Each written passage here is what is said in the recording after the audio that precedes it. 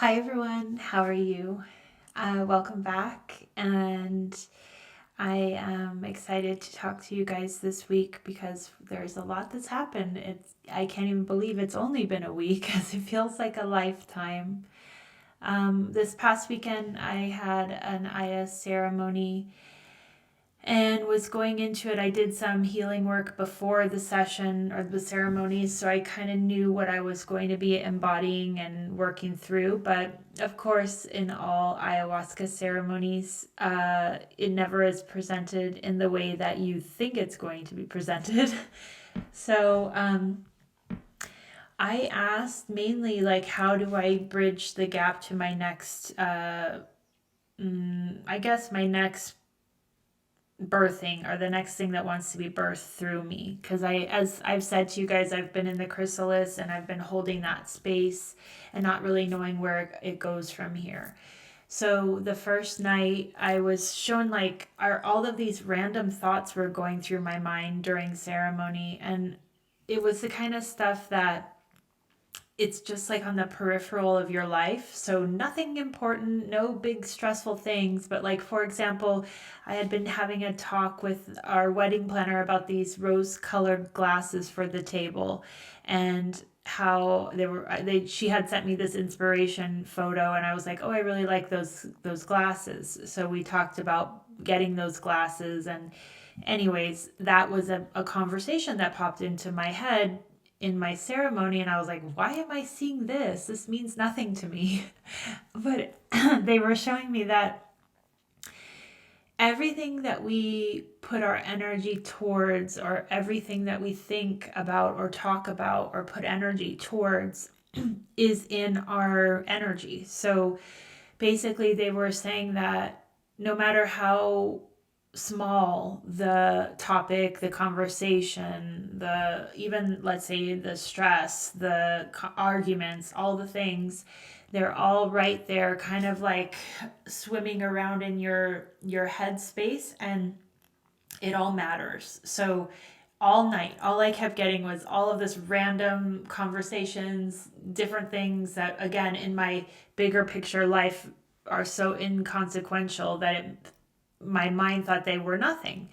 But yet I'm like, okay, what are you trying to show me? Because I keep thinking about things that mean nothing to me, but I'm still thinking about them in ceremony. So what is it?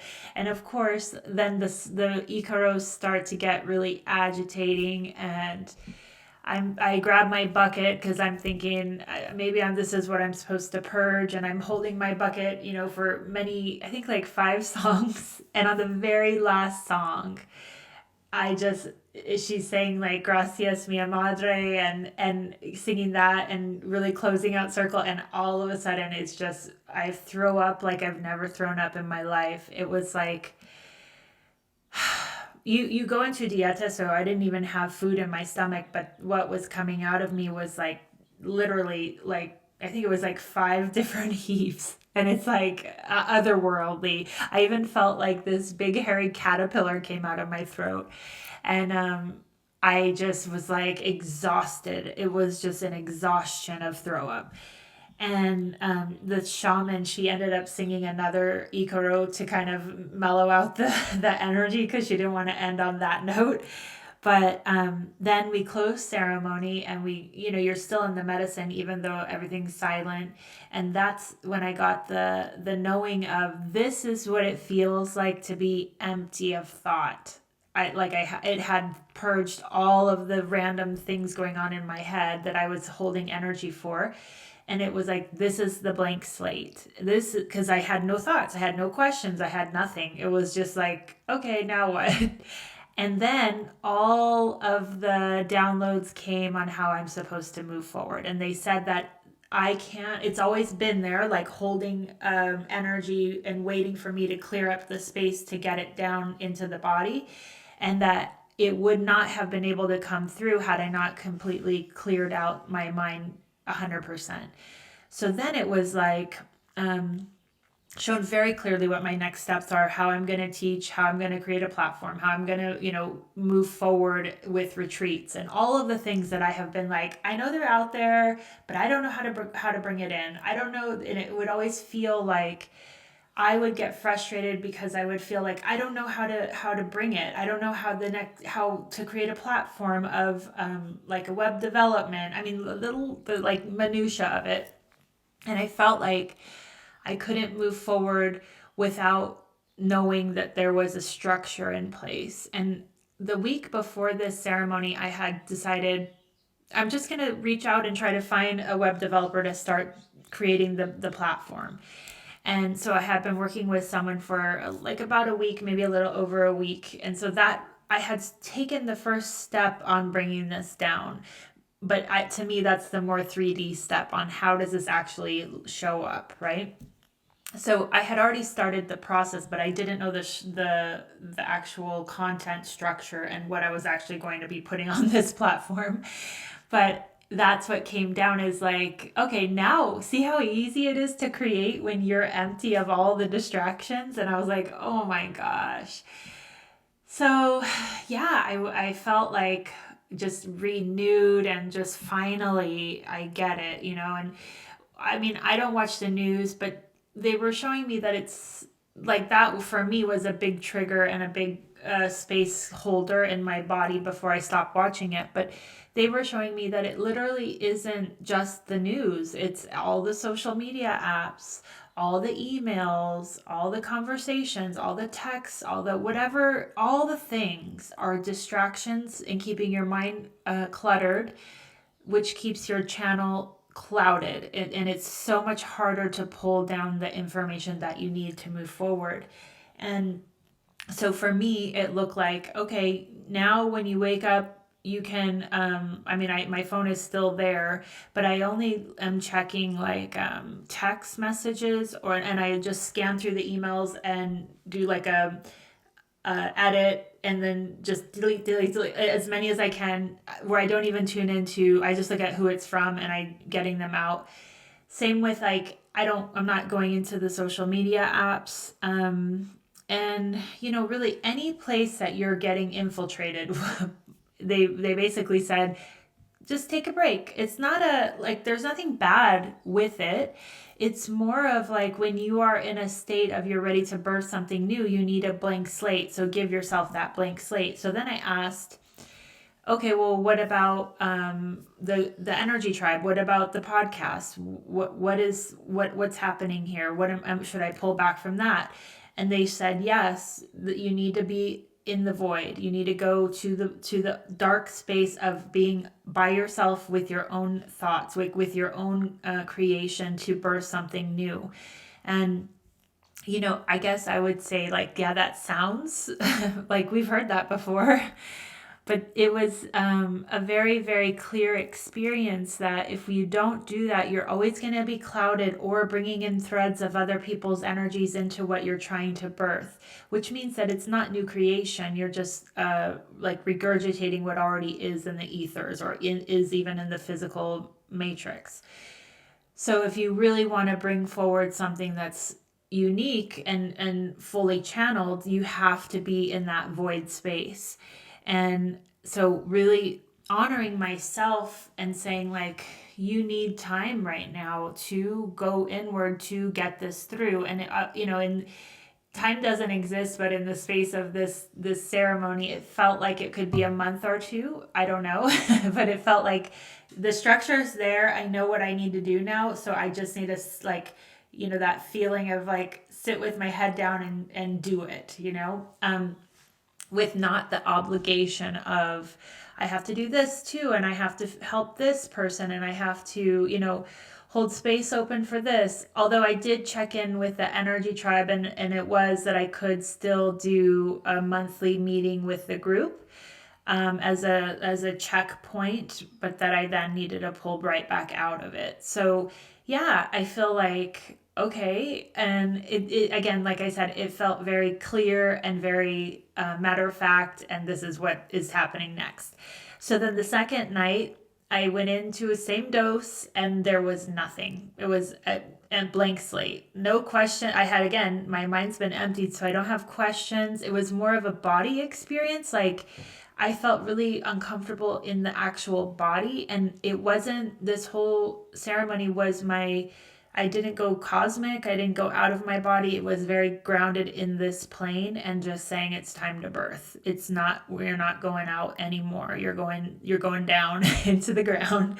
And yeah, it was perfect because that first night was so intense. I felt like, okay, and this is what the second night is, and that's perfect as well. And then I had some more downloads come through, and I just want to share this with you guys because I think it's a kind of linear way to understand what's happening moving from third dimension through fourth to fifth. And it, as I was channeling it, I was like, wow, that's really interesting. It's really crazy to think of it this way. But what they showed me is the gradient scale. And if you aren't, I mean, I had to actually do a gradient scale in art school. Like you literally start from nothing and you slowly build up, in the case of if you're doing it by hand, shades of graphite to slowly introduce uh, shades of gray. So you start and you just add a very light wash, and then it's like you pixelate it up to the point of, as I think we had to do in school, 7 levels to get to black. So that's how you had to space out the gradients. And that's how they showed it to me. So we all are so no matter what dimension you're in, you carry the gradients or the pixels of the dimensions before because it's who you are. That's how you got to where you are. So they were showing me that, let's say, fifth dimensional beings that are in this planet right now are able to stretch to connect with fourth dimensional beings because the gradient scale is closer. Like they are able to read each other's pixels and understand still the language.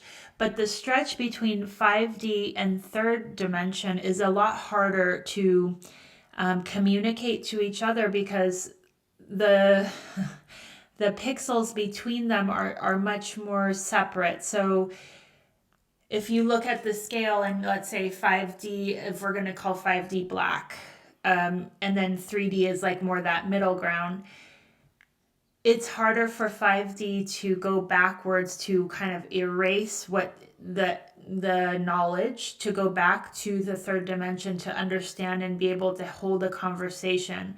The other thing I'm noticing is that in the third dimension, time is a lot slower. So it feels like things move at a quick speed, constantly moving. Ideas are moving much quicker in the 5D. And then when I speak in the third dimension, it feels like we are on a topic for, I mean, it feels like hours. Maybe it's 20 minutes, but in my slowing down of the pace, it feels like, are we still talking about that? Like, it feels like a thought walking through honey. It's like very slow movement. Where in a 5D, it's like, it's like moving. And that divide between the two gets harder and harder to traverse. So it's not to say that there isn't that possibility to still have those conversations in the between the dimensions. It just gets harder to do. So basically, most individuals in this time-space reality are in the fourth dimension, which is the bridge. It is the arc. It is everything. Like it's where in when we are splitting into the new earth versus the, I don't like saying the old earth, but where we currently are, that fourth dimensional being and beings are the bridge to connect the two, because you can't have a complete split off without losing many souls in this incarnation. So the fourth dimension are the ones that are holding that space to pull up the ones from the third dimension and also connect to the fifth dimension, because that communication is, it feels more possible. So what I'm finding is that in order for me to channel fifth dimensional knowledge, I have to be, let's say, to be in that full blacked out state or void.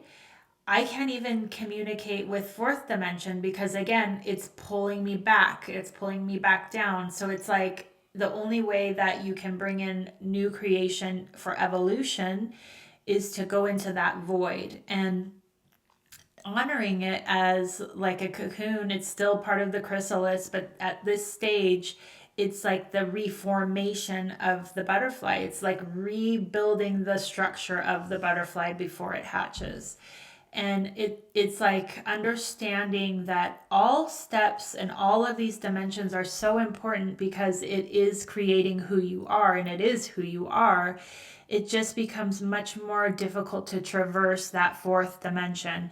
And then what was showing to me is that that split, the new earth, is coming soon. The people in the fourth dimension are the ones that are going to have to make the choice to transcend to the fifth or go back to the third. Now, again, there is no judgment in this. It's more of a it is the most uncomfortable for the people in the fourth dimension because they can still really relate to third dimensional beings and third dimensional reality, but they can also see fifth dimension. So it's like, I don't want to leave my family behind because this is who I am. This is what I came from. This is what I know. Can I leap into the unknown? That's kind of, and so of course it's this feeling of, I don't know what I'm going to do. And, some people have talked about helping people to on ships and helping them upgrade. And I think that I don't see it like that. I don't have the visual of us putting people on ships, but I do feel like there is this kind of like stretching of time so that this transition can happen as smoothly as possible. And they kept saying to bring as many souls, not just to a new earth, but also to remain on the existing planet. Because when a soul incarnates, it wants to live out its contract. It wants to experience this. Now, the problem is that if we overload people with information they aren't ready to digest, which is basically light frequency, then that's when the confusion starts. That's where the breakdown starts, and that's when you have people leaving the planet altogether because it's too much. Like it's too much light or too much density.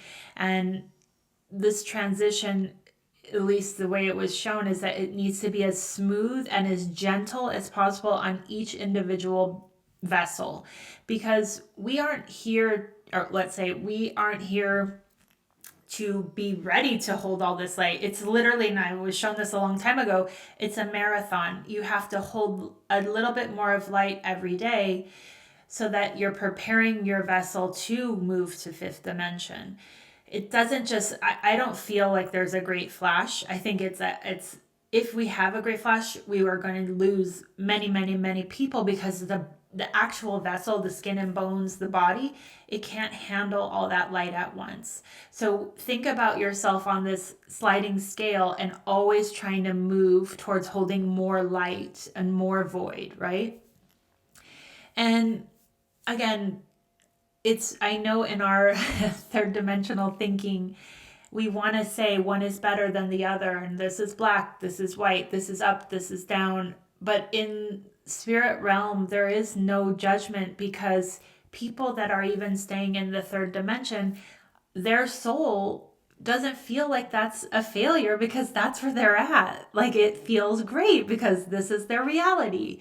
And I one of the questions that we asked was, how can someone from fifth dimension communicate with someone in the third dimension? And the truth is that third dimensional or fifth dimensional way of speaking and being is pure love. It's love state. And so when you go down to third dimension, that's where there's conflict, war, fighting, arguments, stress, all of the things that are more the densities of communication.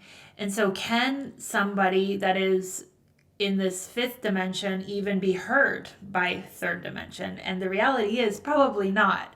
So then I had this epiphany of this conversation that I had with my aunt and uncle about being invited to our wedding. And I said, you guys were my closest aunts and our aunt and uncle my whole life. And it breaks my heart that we don't have that relationship anymore. But I don't feel like I can invite you to our wedding because I don't know who you are anymore, and it's weird because all I was trying to get was for them to say, oh, of course we want to go to your wedding. But they didn't hear that, and they just shut down, completely shut down, and weren't able to have the conversation. Then, fast forward a few days as we were leaving, I said to them as we're saying goodbye, all I wanted was for you to say that you wanted to be there. And my aunt says, well, if it's in the summertime, it's just not going to work out for us. And I was like, she didn't have to say, that's all I needed to hear, because it was that vibration of, without her needing to tell me she doesn't want to go to our wedding or don't even bother inviting, it was this feeling of it's not a priority. We don't even feel like we need to be there. It was like it was like a passing in the night of, I can see where you are, and I need you to see where we are. And it's not the same vibration, and it's okay. And I remember, and I said, thank you. That's all I needed to know. So thank you so much. Okay. So then I move on, we leave, and I'm telling my mom this story, and she's like, I don't think she understood you. And I said, but Mom, that's even more perfect. Her energy understood me, and I got the answer that I needed, right? So then the next day, my cousin asked her mom, my aunt, about how the weekend was and blah, blah, blah. And she goes, yeah, we had a great time with them. But on Friday night, they call me Gabe. Gabe was a little cranky. And I was like, what? So see, here I was trying to give information and light and love and trying to reconnect us as a family. And they read it as I was cranky. They don't even remember the conversation. And then my cousin said to her, so are you guys going to her wedding? And she goes, no, I don't think it's going to work out. And it's like, we didn't even I didn't invite them to the wedding. It didn't happen. But it's like, her reality was something very different from what I experienced. But we were in the same time, space, moment. Did she not hear what I was saying and the love that I was trying to pull into the scenario? She didn't. She just couldn't see that. She thought I was cranky, and that's it. And that's it. And it's like, then we can separate and let go of the attachment to how it used to be. And I feel like this download kind of showed me like almost that my aunt's soul knew I needed the confirmation of just this, how do you say that? Like ships sailing by each other in the night, like a handoff, like a moment, a point of contact that said, it's okay. You can move forward, and we're okay where we are as well. And I feel just grateful, for that communication and that, like, I don't know how to say, like that dealing with it on both sides, because I could see both my perspective and now her perspective, and it's perfect. So what I think is happening is that those conversations, even if you're over here and you're trying to give light to a situation, you're trying to evolve your family, you're trying to bring them with you, it's okay to just say your piece and let it land with them how they hear it, which will not be what you think you're saying to them. But that's okay. Why do we need to bring everybody? We don't. Everyone's soul is at a different part of evolution, and that honoring of that part of where they are is perfect. So can we hold space for exactly where each person is? And as this divide happens, it's letting go of the attachment of but I don't understand why I don't see this person in my reality anymore.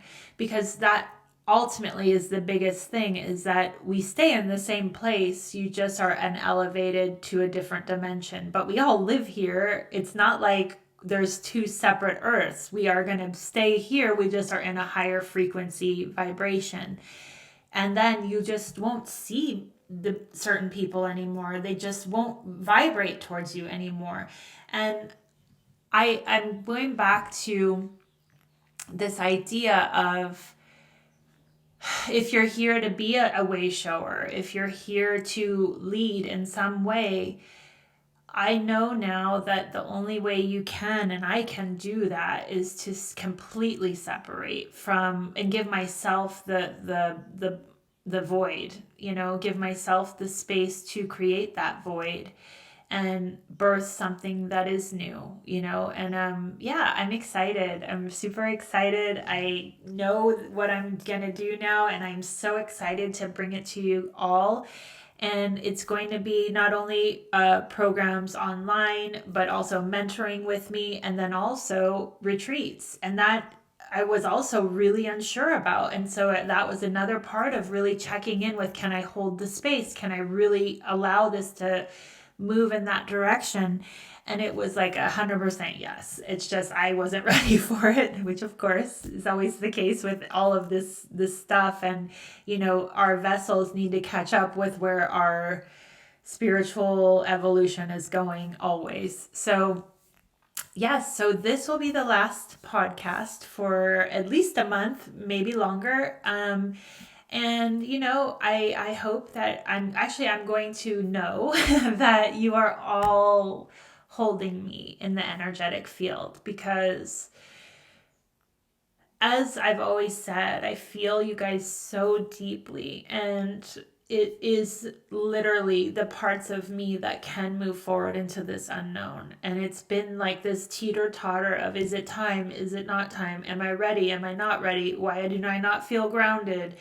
All of those things were pushing me to this moment of being ready and being felt like it's safe for me to now go inward. And I'm sharing this all because I think it's all part of the process. And as you guys know, that's what is happening in this podcast, is just demystifying the process, giving yourself the space when it is time to go deep, and knowing that in that depth is where life is, and new life, not regurgitating of other people's ideas or other people's knowledge.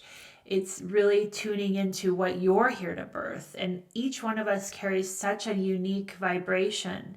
Each one of those vibrations is needed to create that black, the void. The void is everything and nothing at the same time. And all of us are needed in our authentic selves to create that void for each other. So thank you guys for being here with me. Thank you for holding the space for me for the next few months. And I am really going to be excited at the end of this journey to birth something and share that with you all. And in the meantime, I will still be holding a circle for the Energy Tribe every third Monday of the month at 4 p.m. Pacific and 7 p.m. Eastern. And I will hold the space open, and whatever I feel is coming through, I will share, and we will share together and hold space for each other. I think that container is super important to hold because everybody's at a different part of their journey. And I feel like I have the capacity to show up for that. So I hope to see you guys there. And yeah, I'll see you in a bit.